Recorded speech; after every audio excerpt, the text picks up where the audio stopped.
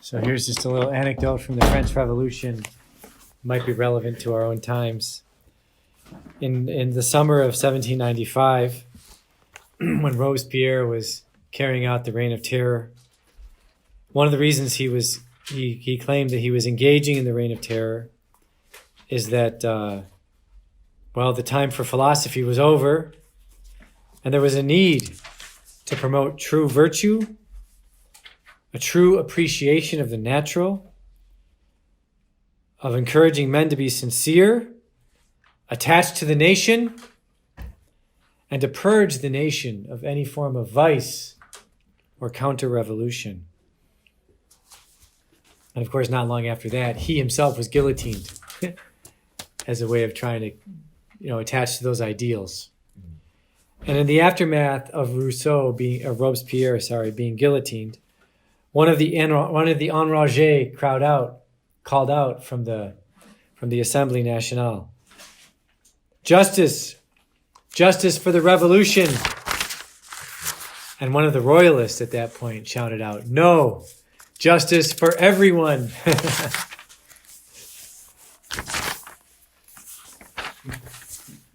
Well, anyway, as we said, all revolutions end up in civil wars. And this one also ended up in a civil war.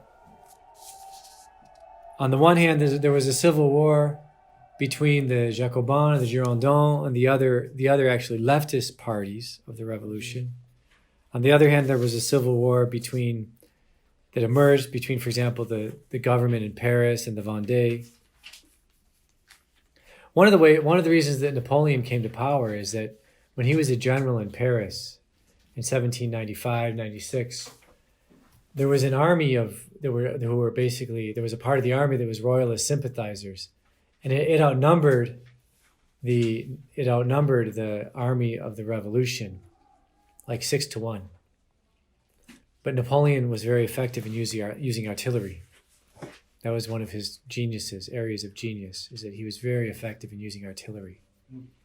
There's a famous math problem. It's called the Napoleon problem. In fact, if you draw an equilateral triangle, and you draw another 3 triangles outside, you take the center, then that is also. But that is actually from an artillery problem. That Napoleon resolved her. Yeah. Oh, cool. So by the end, when Napoleon finally takes power, as we were saying in the last class, he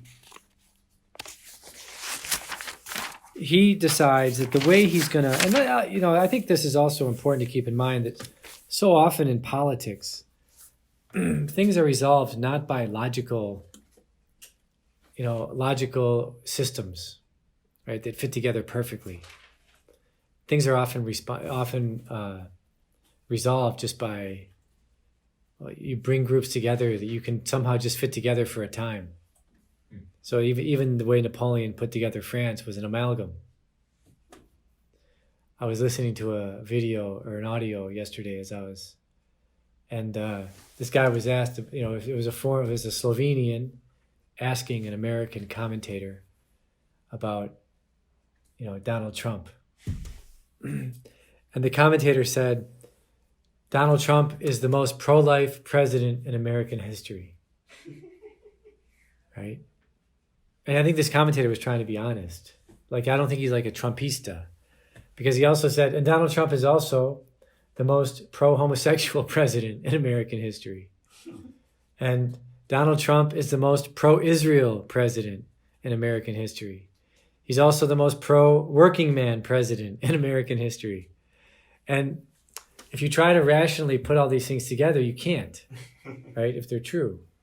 Why? Because oftentimes in politics, leaders have to just put things together that on the surface don't make sense. But they know how to appeal, they have to figure out how to appeal to them and put them together in a way that at least creates a modicum of stability.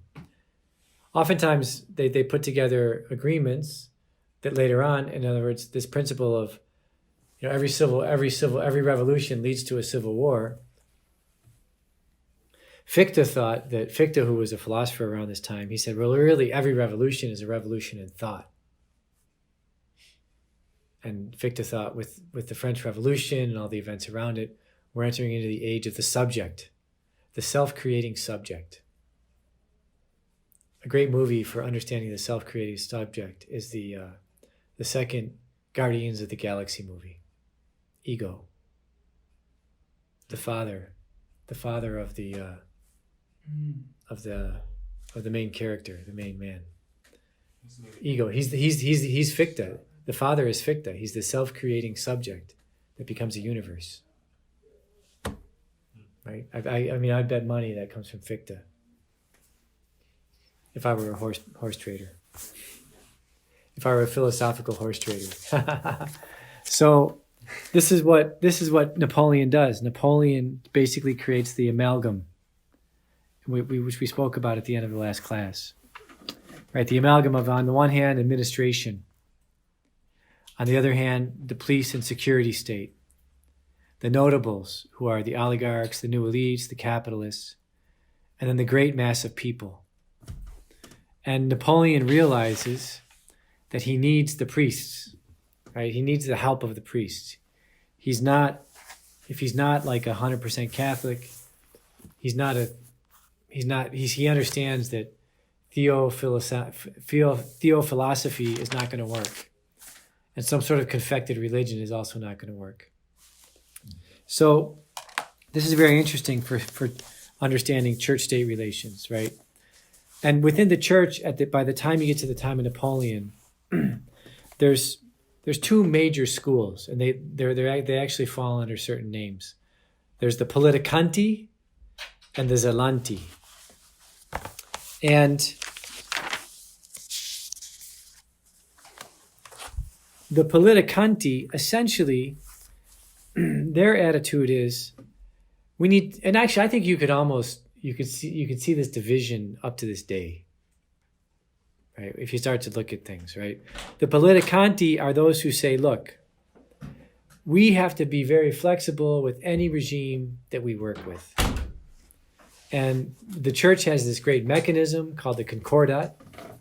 What does the Concordat do? It basically defines in a document.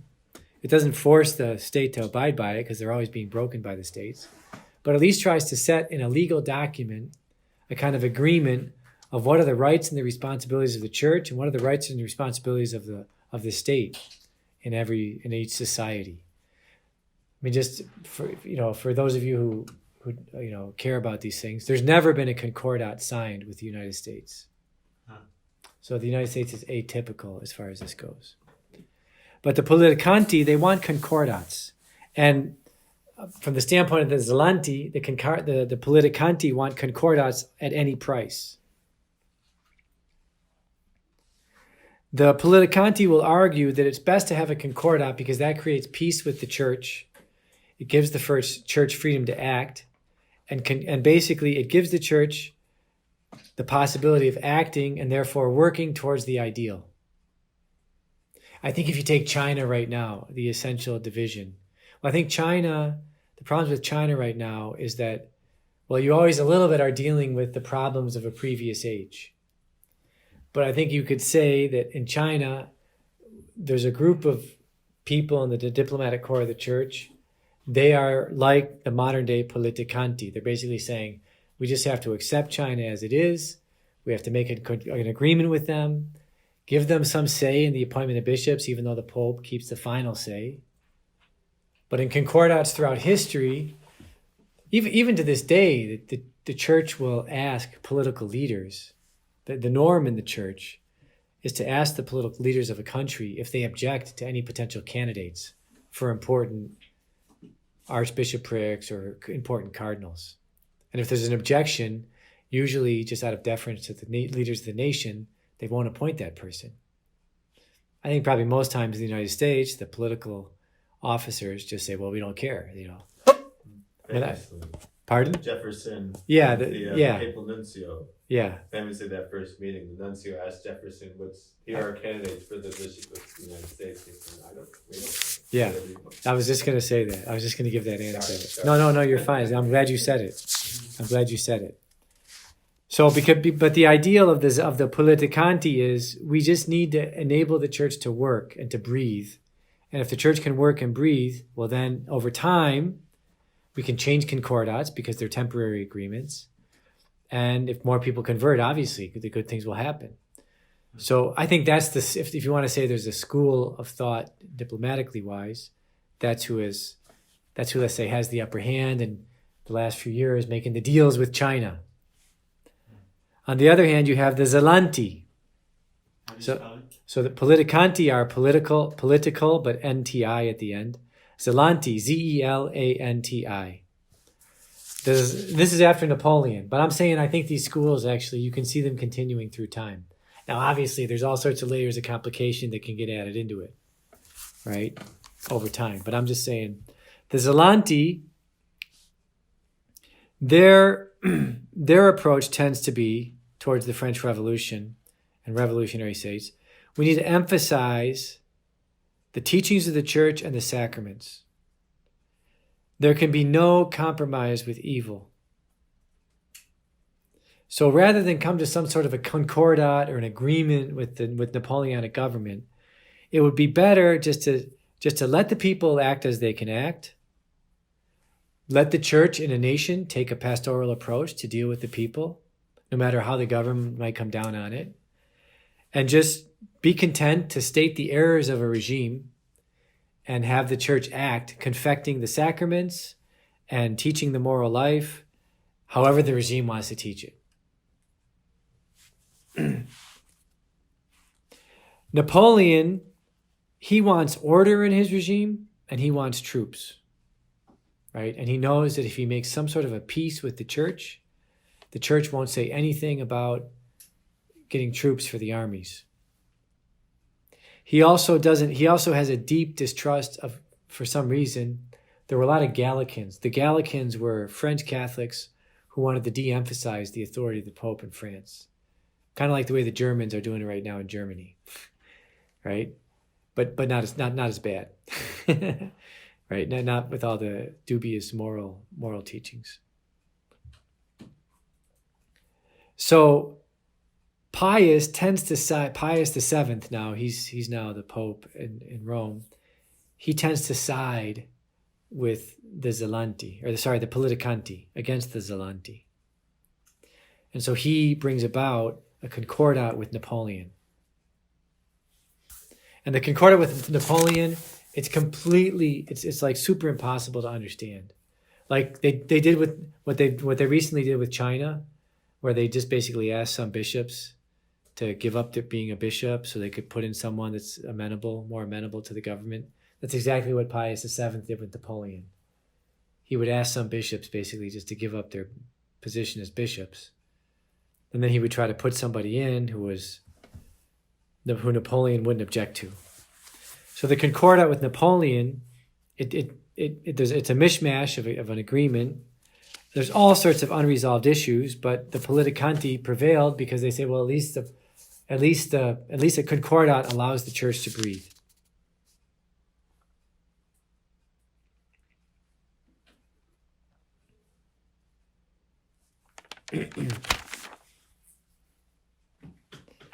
Napoleon also sets up during his reign the continental system. And in a way, the continental system is really a continuation of the competition that was going on between Britain and France before the Revolution and the Napoleonic Wars. Basically, the Napoleonic system is Napoleon realizes that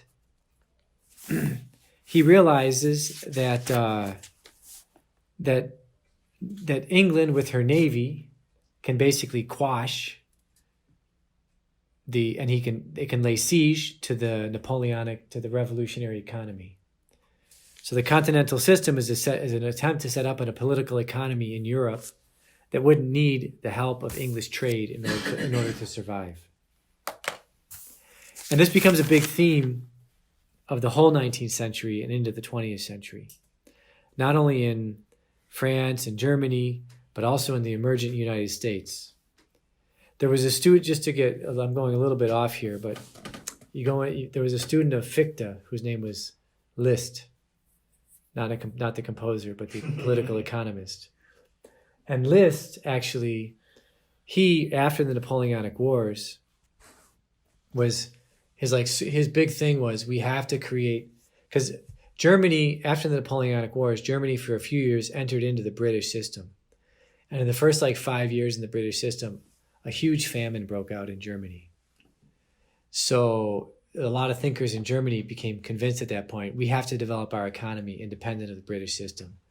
Because if we're part of the British system, we're just going to end up in famine and poverty the rest of our lives.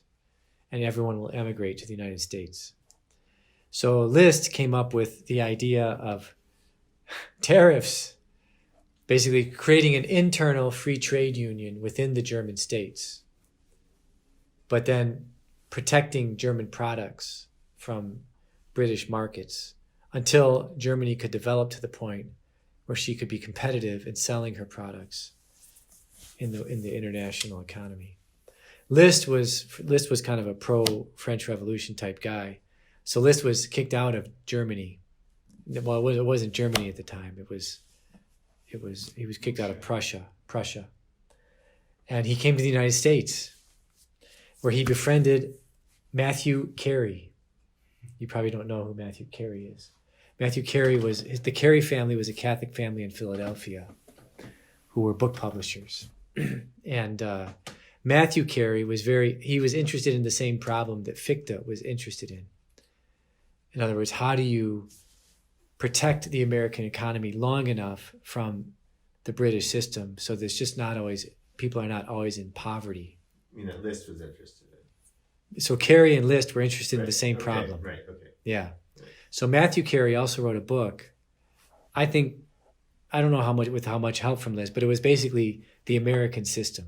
And between people like Matthew Carey, Alexander Hamilton, and Henry George, what you see developing from the 1820s until the Civil War in the United States was the American system, which was a system that was basically would put up tariffs to protect American manufacturers from the British market, so that the idea was that then the American economy could develop to a point to where it could compete against British manufacturers in the international arena. After the Civil War, the American system gets abandoned, and America essentially joins in with the British system. Another thing I want to speak about as far as just religion and politics in general is Judaism and Islam and how they emerge out of the French Revolution as we get into the time of Napoleon. So I think to understand Islam, we have to go. So I want to say first something about Islam.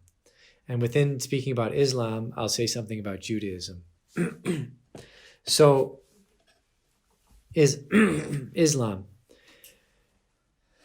By the way, there's a great book which I recommend to everybody now to read by Tom. Well, there's a book and a series of videos which I would recommend everybody to read and watch when it comes to Islam. The book is by Tom Holland. It's a history book. It's I think it's by the Sword of something. I forget the name of the book now. I'm sorry, but I think Sword is in the title of it. But Tom Holland is the historian, and it's his book on the origins of Islam. And I came across Tom Holland's book because I was listening to two videos by a Christian. I think he's an evangelical. I think he's an Orthodox evangelical, or he's an Armenian evangelical, whatever that means. I know what that means, but we won't go into that now. But this guy named Jay Smith. And Jay Smith has spent like the last 20 years studying the origins of Islam. And essentially, so you're probably all familiar with like the historical critical school. The historical critical school actually begins not long after the French Revolution. And its whole purpose is to subject the Bible, Catholic scripture, to the so-called scientific study of history. However scientific it actually is another question. But by the 1980s and 90s, the historical critical school had come to the conclusion that we think we've found all we can find about the Christian scriptures, right? So there's nothing more really to say. We found whatever are the inconsistencies. We've tried all of our theories. And, so basically there's not a whole lot more you can do in historical criticism with Christian scriptures at this point, according to J. Smith. And J. Smith says, I can take you into and actually J. Smith distinguishes between apologetics and polemics. And he says, he's a very pleasant guy to listen to. I highly recommend listening to his lectures on YouTube. But because J. Smith says, look, apologetics is when you're defending your faith against the arguments of the other people. But polemics is when you go on the attack. And you give speeches. And by the way, so anyway, Jay Smith on YouTube has these great videos where he goes into, if you apply the methods of historical criticism to Islam, what do you get? To the Quran, to the manuscripts of the Quran. And if I remember correctly, there's 6 manuscripts.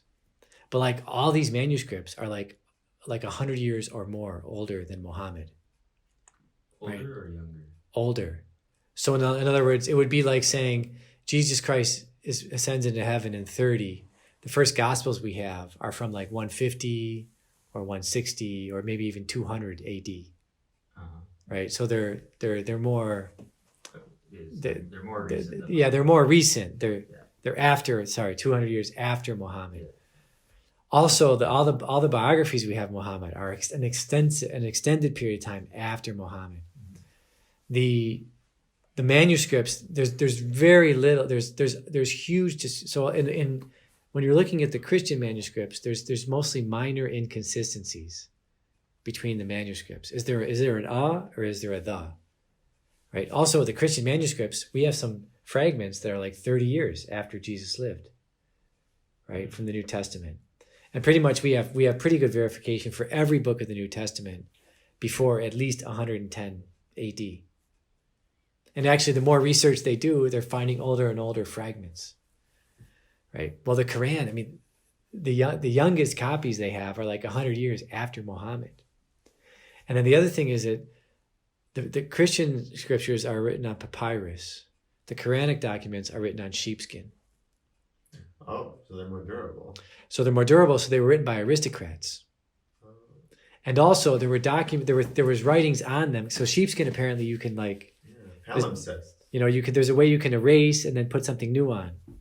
Right? Well, so what they're finding, first of all, there's a significant percentage of major disagreements between the Quranic manuscripts.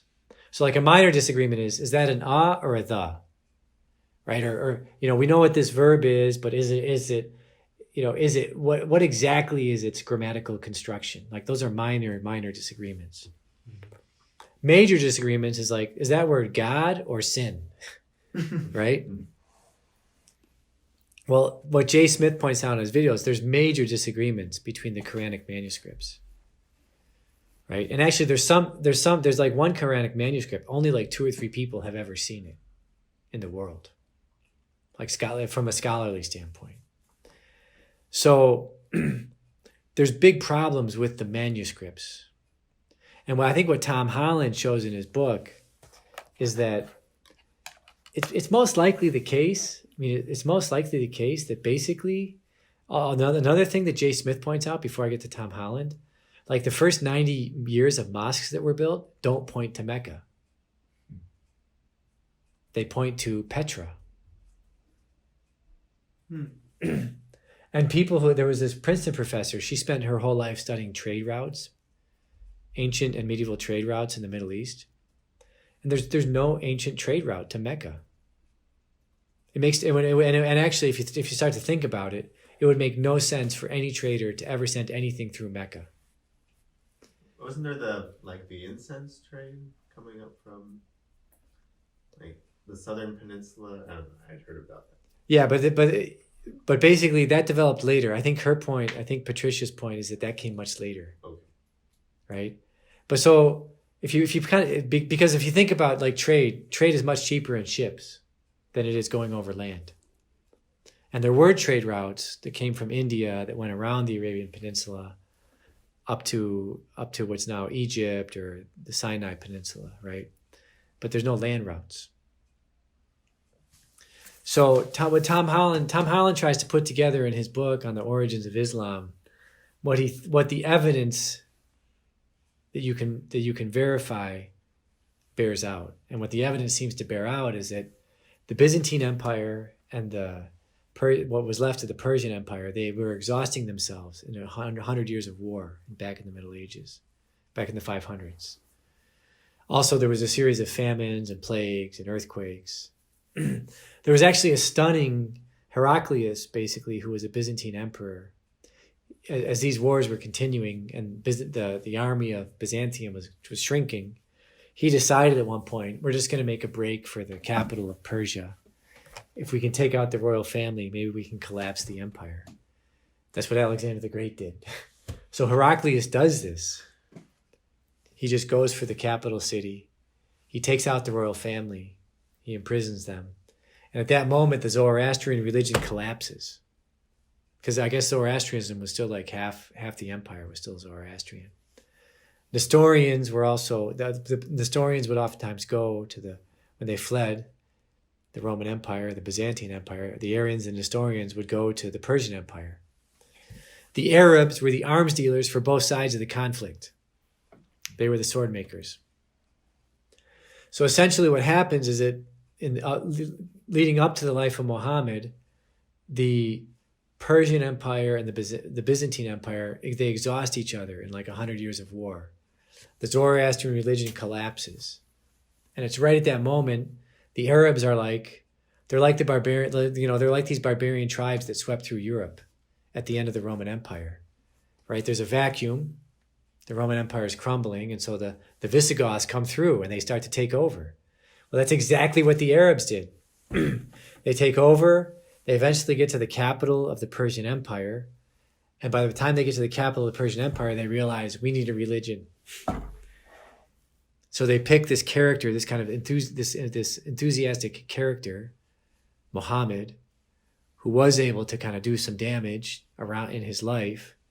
And they basically create a narrative around him based on some stories that people would say about him orally.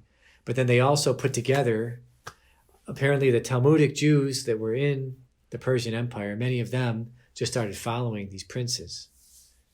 And so they confect through, Islam is a confection of Nestorianism, the Judaic Talmud, the Babylonian Talmud, and then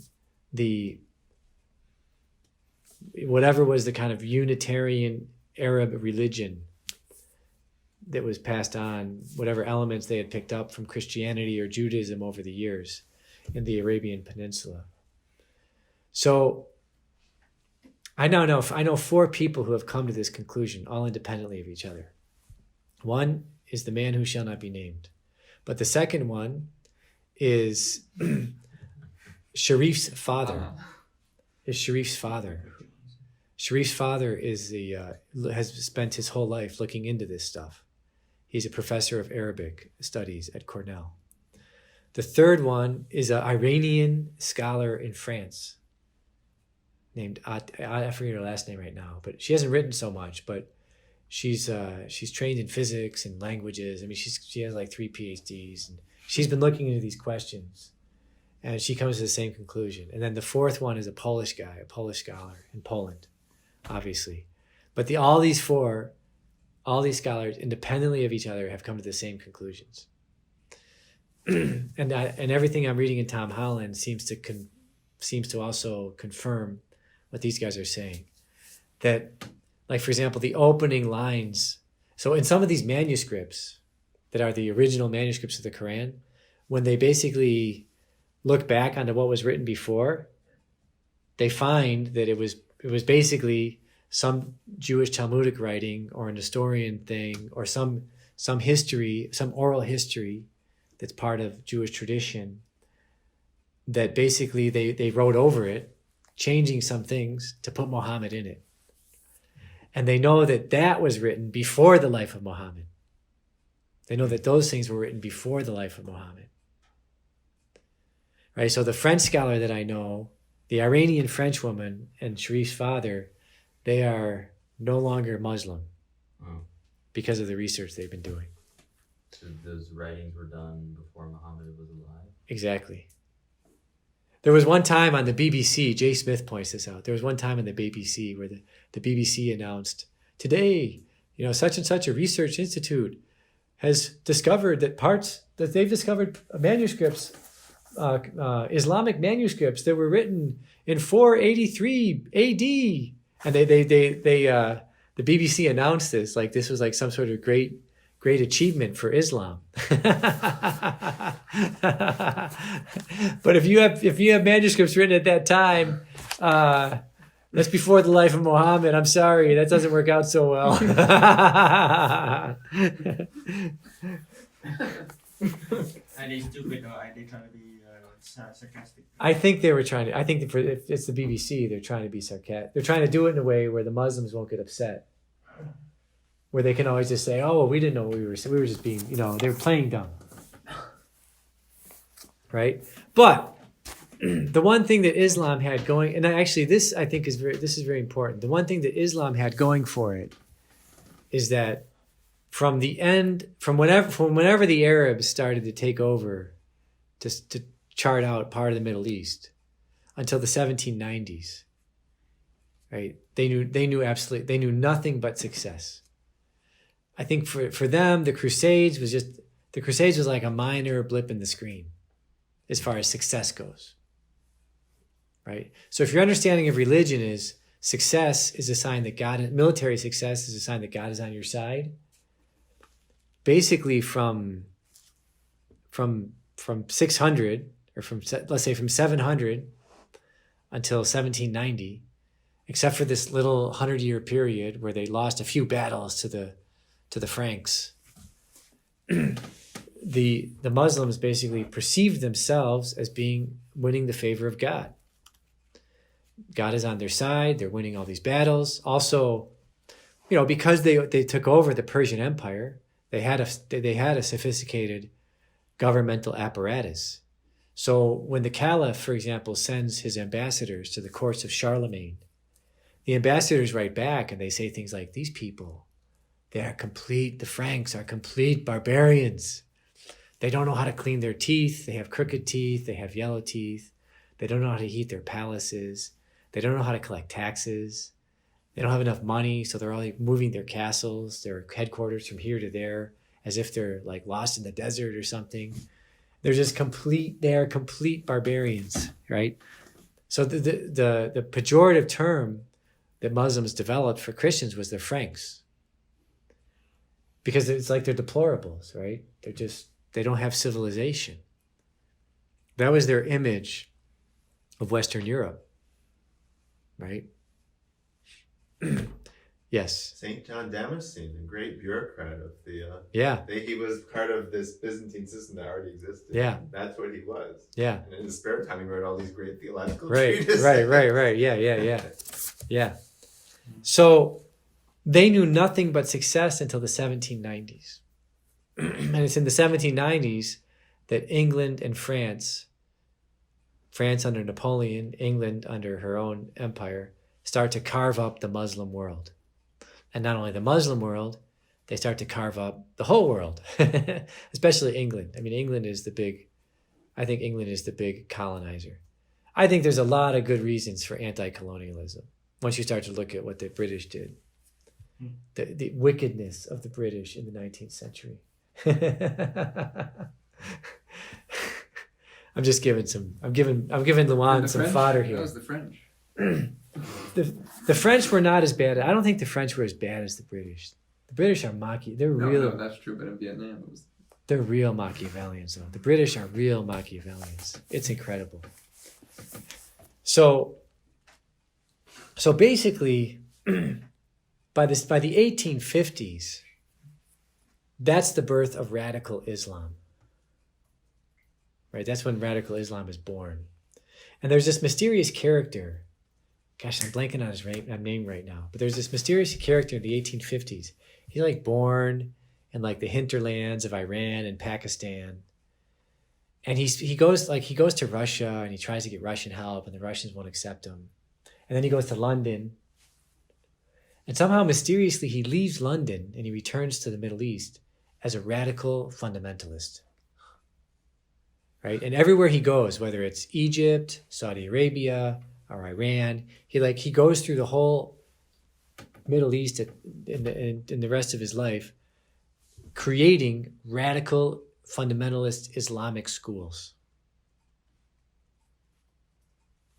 So there's a British historian who's written it's not a novel, it's a book. I think it's called The Serpent's Tail, where basically he argues that basically the British intelligence services created this guy as a fundamentalist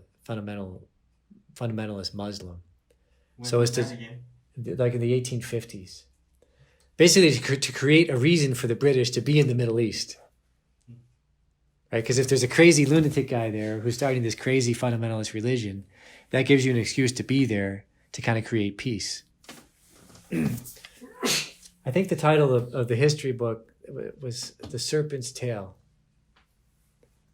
It's a guy who charts radical Islam from its birth up until the present day.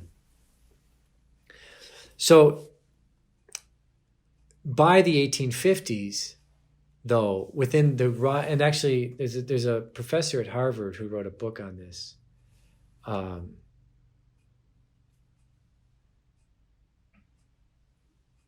He comes from one of these neoconservative families. He has the same last name as some of these neoconservatives. Harvard? Yeah, Harvard. He studied Russian studies and Arabic studies at Harvard in the 1980s. I'll recall his name in a minute. But anyway, he wrote in one of his books, he has a nice 80-page introduction to this problem, where he says, look, in 1850, Islam had to start to confront the same problem that Judaism had to confront beginning in 1648. So now we're going to go into Judaism. So essentially Judaism, of course, when Caiaphas if you go back to the Gospels, right, when they're worried about, in the Acts of the Apostles, when they're worried about if these guys basically, if these apostles are able to keep preaching Christ, we might lose our nation. In a way, that was a real threat, right? Because why? 40, and even the secular history books say this now, right? In some places, 40 to 60% of the first Christians came from Judaism. Right? So if you have a synagogue, if you have like 3 or 4 synagogues in the city, and 40 to 60% of your members are converting to Christianity, you are losing your nation. Right? And that's probably one of the things that helped to spark on the revolt in 70 AD. Because as you're losing your nation, at some point you say, well, we gotta fight for it, right? We either gotta fight for our nation or we're gonna die. So they initiate the revolt in 70 AD. They're actually successful for a few years. They drive the Romans out of Palestine for a few years. Right? But then Nero sends in his best general, who basically lays siege to Palestine. And city by city, they basically get them under control. And then the last city they have surrounded is Jerusalem. And is it Trajan? No, it wasn't Trajan. It was, I'm bad on names today. Titus. The Arch of Titus. Titus gave a command not to burn the temple. Yeah. Because going back to when Mark Antony, back when Pompey took over the temple, when he went into it and saw it, he was mystified by it. So he basically got Rome to agree, we have to give special rights to these people because there's something special about this place. So that's the beginning of them always having special rights. So Titus gave a command, don't destroy the temple. But the Jews at this point that were defending the temple, they were convinced that the Messiah was going to come and that they should fight to the last man. So it was kind of a brutal, apparently it was a brutal fight in the city. And so finally, when some soldier, when they finally were all, when the last Jews were in the temple, some soldier took a torch and threw it in the temple to get him out in frustration, which of course leads the temple to burn because it was made out of wood.